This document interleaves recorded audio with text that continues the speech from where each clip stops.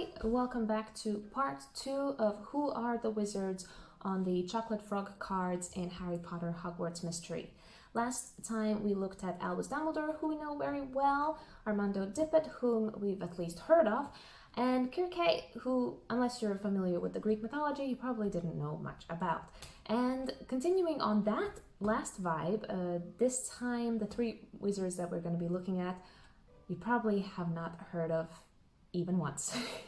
First up, we've got Roderick Plumton, who is kind of like the star athlete of the collection. He was a seeker for the Tutshill Tornadoes Quidditch team, whatever team that may be, and he is famous as the inventor of the Plumton Pass. Why is that considered a maneuver? I don't know, because essentially what happened is he caught the snitch 3.5 seconds within the start of the game. So that's it. there's no more to it. So it's questionable whether it was planned or an accident. Apparently, critics in the magical world questioned whether it was planned and insisted that the snitch probably just flew up in his sleeve or something and he just was lucky to catch it that quickly. He himself, of course, tried to take credit and say, no, I planned this. It was all me. I'm that awesome. So yeah, that's pretty much it. But you know, it's still impressive. 3.5 seconds after the beginning of the game, catching it and ending the game, you know. So he goes in history with that. For the Hogwarts Mystery players, there's a small connection to the actual kind of storyline in the game, because he was the seeker for the English national Quidditch team 22 years. Or 22 times. Probably that's 22 years, because those usually happen, the championships happen once a year. Anyhow, the seeker who followed him, took his position afterwards, was Blythe Parkin.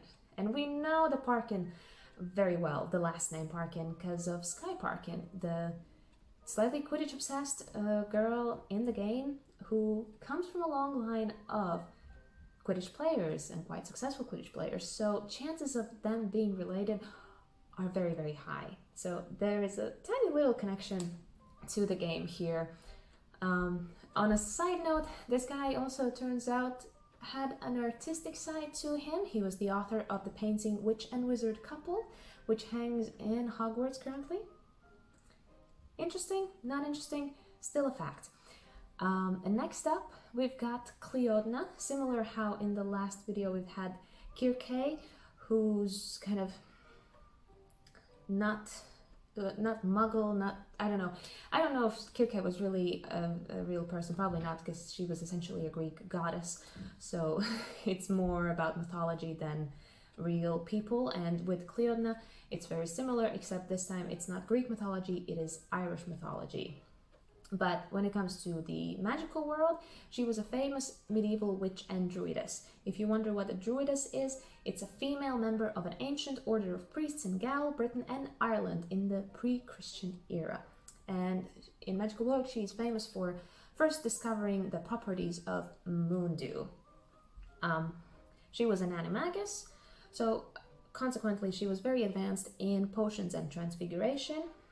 And if we switch to the mythology of Cleopatra, then she's lots of things. She's been described as the goddess of the sea, otherworld, passion, love, and deep beauty. And other sources also name her as Queen of Banshees. And there's a kind of an interesting legend which works both for the mythological world as well as the magical world, which is that she left the land of promise, translate that as you like, with a mortal, and she was punished for her desertion by being swept to the sea by a giant wave.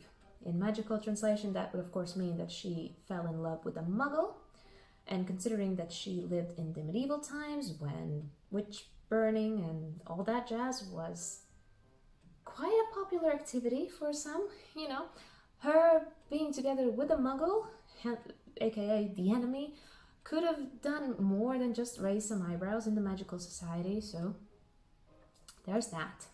And last but not least on today's list, we've got Magenta Comstock, which as a person I could not find much about her, but she is still very interesting, and it's still very interesting to see how J.K. Rowling took inspiration from various different things in the Muggle world and put them together to make the world of Harry Potter the rich universe that it is, and making it feel so freaking real that many of us as kids questioned that it had to be.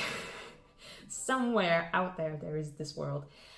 Essentially, Magenta Comstock, according to her Chocolate Frog card, was an experimental artist whose portrait's eyes follow the viewer.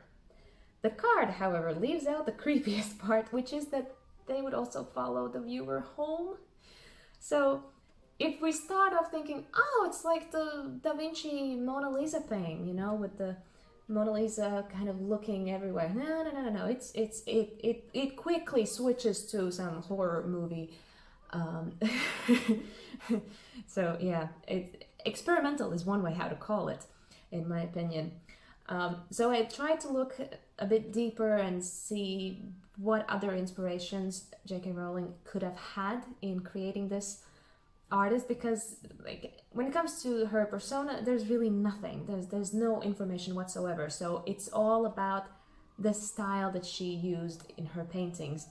And I did find an American painter, Margaret Keane. You may know her if you've seen the movie Big Eyes. It came out not too many years ago, so it's pretty kind of once you know what it's about, you kind of say, oh yeah, this actually makes sense.